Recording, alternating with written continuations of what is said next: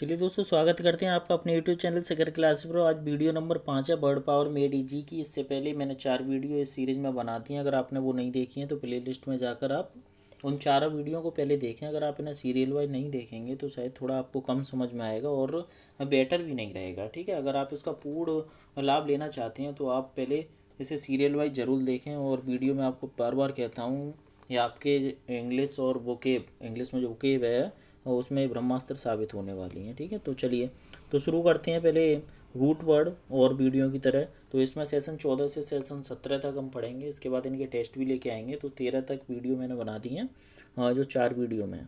चलिए root word पढ़ते हैं। देखो, नोटिस जहाँ भी आएगा उसका मतलब नोन होता है, मतलब जानना। ठीक है, और सम SUMNUS सम या समनस जहाँ भी आएगा उसका मतलब हाईएस्ट, सबसे ऊंचा होता है, इससे ऊंचा कुछ नहीं। कोरिगो वर्ड का मतलब क्या होता है, किसी चीज़ को टू करेक्ट, सही करना। अब देखिए, मैं बार बार कहता हूँ रूट वर्ड आपको याद नहीं करने। जब आप वर्ड करेंगे तो उन्हें बस तोड़ना सीख जाओ, अपने आप रूट वर्ड याद हो जाएंगे। क्लियर। बेटस माने क्या होता है, ओल्ड। अब देखो, बेटस से जैसे वेटरन वर्ड बनता है। वेटरन माने अनुभवी होता है ना, तो बेटस से ही तो वेटरन बना है। तो बेटस माने क्या होता है, ओल्ड होता है। और जेनेसिस जहाँ भी आएगा उसका मतलब बर्थ या ओरिजिन होता है। जो जीन हमारे शरीर की जो स्मॉलेस्ट पार्ट होता है हमारे शरीर का, वो जीन यहीं से तो बनता है। तो जीनेसिस क्या होता है, बर्थ या ओरिजिन, किसी चीज़ का जन्म या किसी चीज़ के उत्पन्न होना। और साइंस माने क्या होता है, साइंस माने विज्ञान, आपको पता है। तो SCIENS से ही वो बना है। तो साइंस माने क्या होता है, नोइंग होता है, यानी किस चीज़ का नॉलेज होना। चलिए तो आगे हम अब चलते हैं वर्ड पे। चलिए पहला वर्ड देखिए, नोटोरियस। नोटोरियस कौन होता है, देखो नोटस माने मैंने बताया था नोन, यानी कि ऐसा बंदा है इसको सब लोग जानते हो। तो OUS इसके वर्ड पीछे जुड़ जाए तो आपको पता है। तो नोटोरियस बंदा वो बंदा होता है जो अनफेवरेबली नोन, जैसे मतलब अपने बुरे कामों के लिए जो जाना जाता है उसे हम नोटोरियस बोलते हैं। यानी कि इसको हम अगर हिंदी में बात करूँ तो मैं इसे क्या कहूँगा, बदमाश कहूँगा। क्लियर। चलिए अगला वर्ड देखिए, कॉन्जूमेट। तो देखो बहुत इंपॉर्टेंट वर्ड है, बहुत यूज होता है। तो कौन माने आप याद रखिए, CON जहाँ भी आएगा या SYN जहाँ भी आएगा, इनका मतलब होता है विद, यानी कि साथ। क्लियर। तो और देखो, आपको बताया था जो समेट है, जो समिट से बना है, समट से, उसका मतलब क्या था, हाईएस्ट, चोटी। तो कॉन्जूमेट क्या है कि भैया चोटी पर जो है साथ साथ पहुँचा है बेसिकली, तो ये अर्थ निकल रहा है। लेकिन रियल में इसका अर्थ क्या होता है, कॉन्जूमेट माने आर्टिस्टिक और फिनिश्ड। मतलब किसी काम को कॉन्जूमेट कंडीशन में पहुंच जाना, मतलब उससे आगे कुछ नहीं है भाई, एकदम सब कुछ मिल गया। आर्टिस्टिक मतलब एकदम कलाकार। जैसे मैं अगर आपको एग्जांपल से इसे समझाऊं तो मैं कहूँ Virat Kohli is in consummate for, मतलब अपनी ज़िंदगी की सबसे अच्छी फॉर्म में है विराट कोहली। तो कॉन्जूमेट मतलब हाई स्टेज से आगे कुछ नहीं। क्लियर। तो कॉन्जूमेट माने क्या हो गया, एक तरह से मैं कहूँ सर्वश्रेष्ठ। तो अपनी वो सर्वश्रेष्ठ फॉर्म में अब तक। चलिए अगला वर्ड देखिए, तो इन कॉन्जुगेट आप याद रखें, बहुत इंपॉर्टेंट वर्ड है। अगला वर्ड देखो, इनकॉरिजिबल। तो इन मैंने आपको बताया था नेगेटिव प्रीफिक्स होता है। और कॉरिजिबल से क्या होगा, कॉरिजल से किस चीज़ को टू करेक्ट, सही करना। तो इनकॉरिजिबल क्या हो गया, बियॉन्ड रिफॉर्म। बियॉन्ड माने होता है परे, रिफॉर्म मतलब सुधार। तो सुधार से परे, तो एक ऐसी चीज़ जिसमें हम सुधार नहीं कर सकते उसे हम क्या बोलते हैं, इनकॉरिजिबल बोलते हैं। क्लियर। अगले वर्ड आइए, देखो इनवेटिरेट।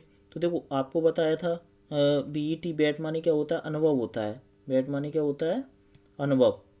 BETUS जो बेटस था उस माने क्या था, एज थी, उम्र थी। क्लियर।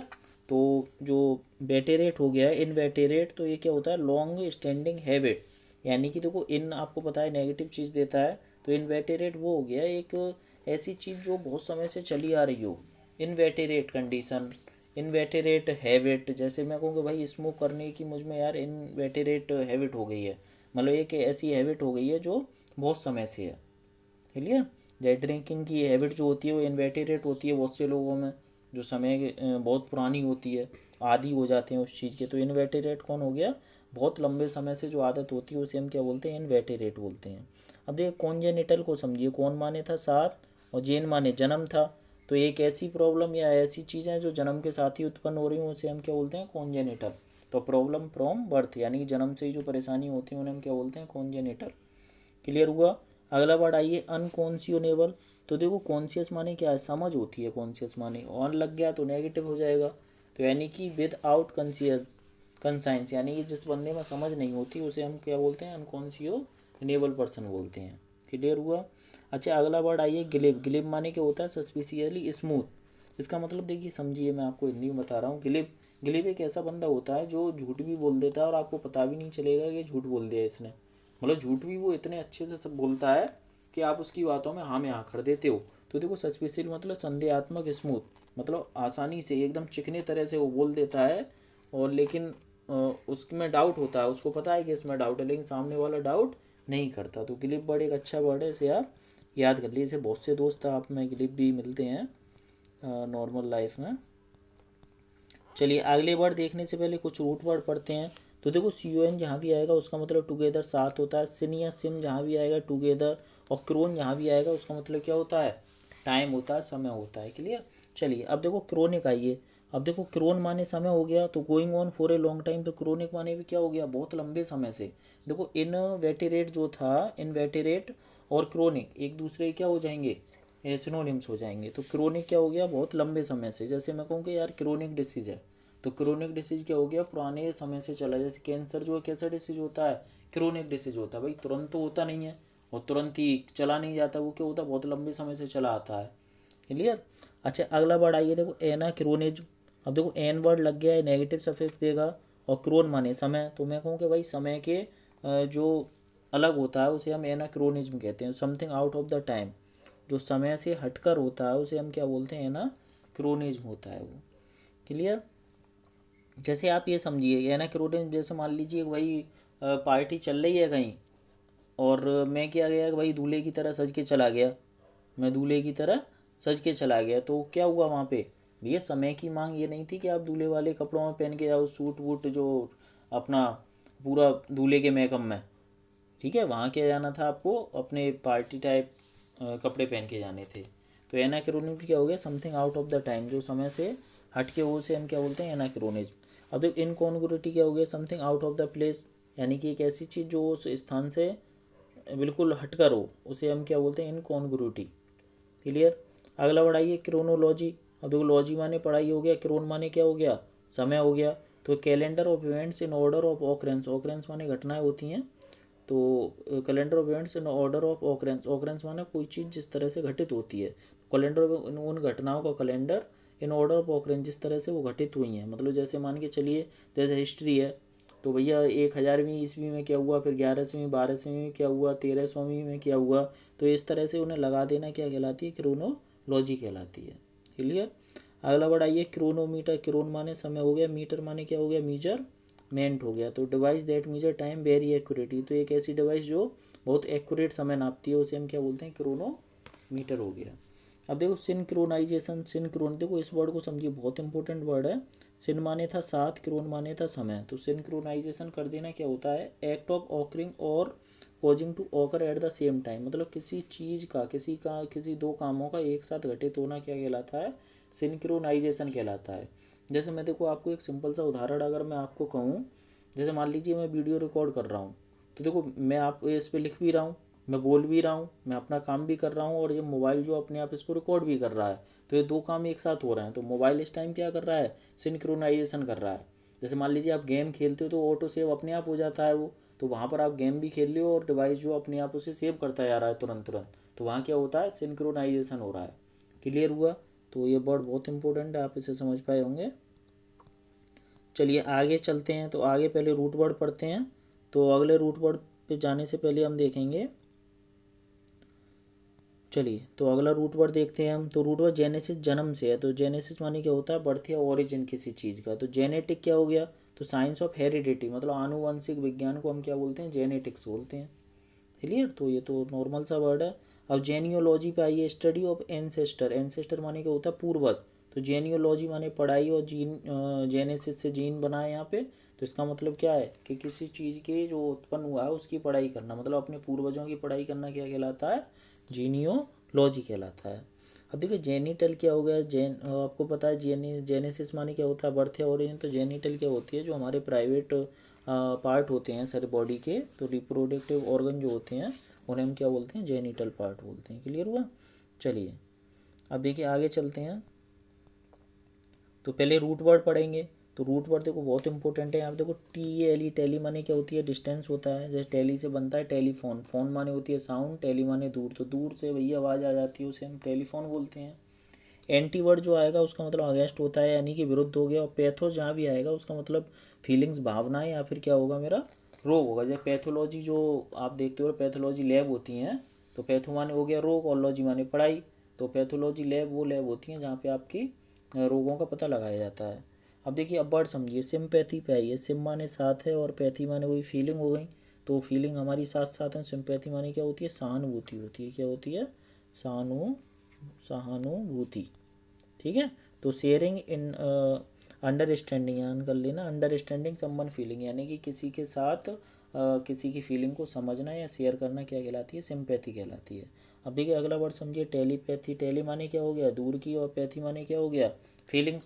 तो कम्युनिकेशन फ्रॉम डिस्टेंस, मतलब दूर से ही कम्युनिकेशन, वार्तालाप करना क्या कहलाती है, टेलीपैथी। अगर मैं हिंदी में बात करूँ तो इसे कहेंगे हम दूरानुभूति। जैसे मैं कहूँ कि भाई दूसरे देश में कोई घटना हो रही है, तो हम ये कहेंगे यार चलो ठीक हो जाए, बस इतना ही कहेंगे, है ना। अब वो पूरी तरह से इस तरह से फीलिंग नहीं आएगी जैसे सिंपैथी, पूरी तरह सहानुभूति जो होती है। तो टेलीपैथी होती है दूर की फीलिंग, या फिर मैं ये कह सकता हूँ दूर की सिंपैथी को हम टेलीपैथी बोल सकते हैं, और सिंपैथी क्या होती है, सहानुभूति। अब देखिए अगले वर्ड पे आइए, एंटीपैथी। तो एंटी माने क्या था, अगेंस्ट, और पैथी माने फीलिंग। तो स्ट्रॉन्ग डिसलाइक, मतलब बहुत ज़्यादा नफरत करना क्या कहलाता है, एंटीपैथी। मतलब फीलिंग के बिल्कुल विपरीत हो जाना, है ना। तो एंटीपैथी क्या हो गया, स्ट्रॉन्ग डिसलाइक हो गया। अब देखो एपैथी पे आइए।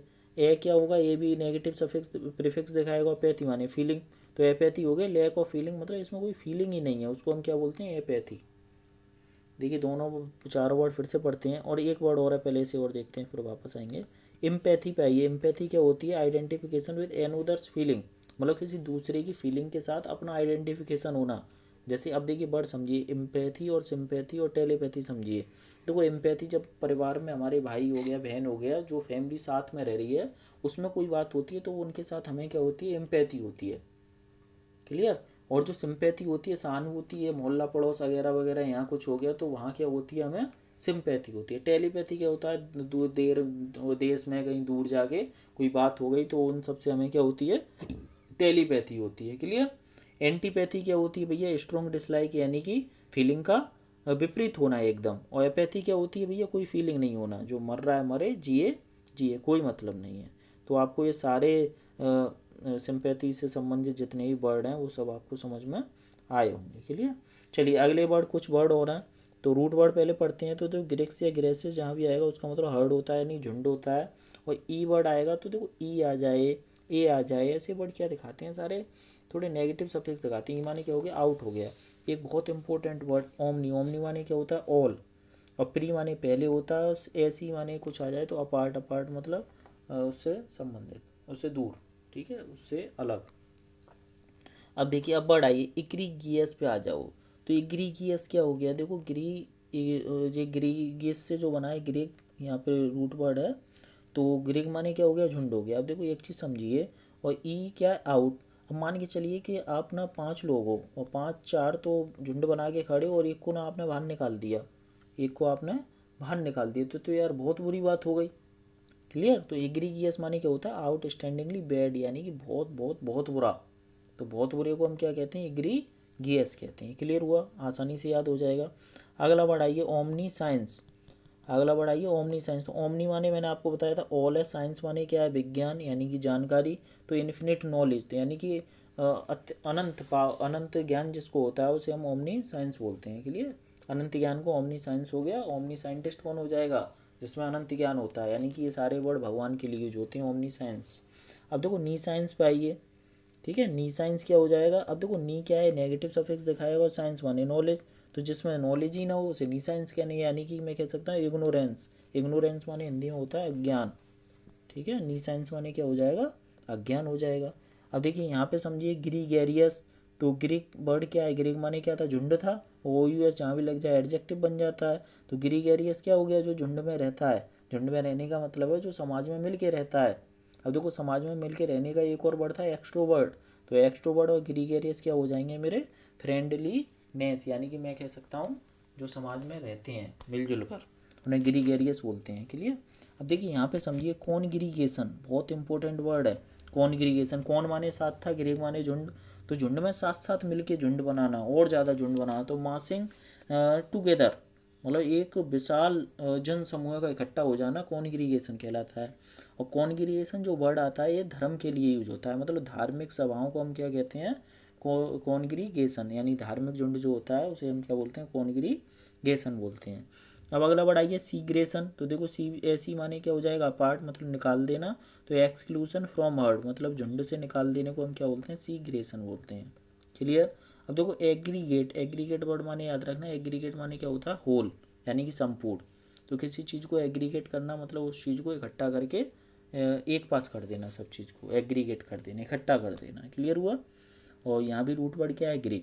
तो मैं उम्मीद करता हूँ ये वीडियो आपको समझ में आई होगी। और इस वीडियो में जो हमने पढ़ा है वो पढ़ा है हमने सेशन 14 से 17 तक। तो अगली वीडियो में चैप्टर 6 लेके आएंगे। जब तक के लिए आप इन वीडियो को ज़रूर रिवाइज करें, पुरानी वीडियो ज़रूर रिवाइज कर लें। Thank you. जय हिंद, जय भारत।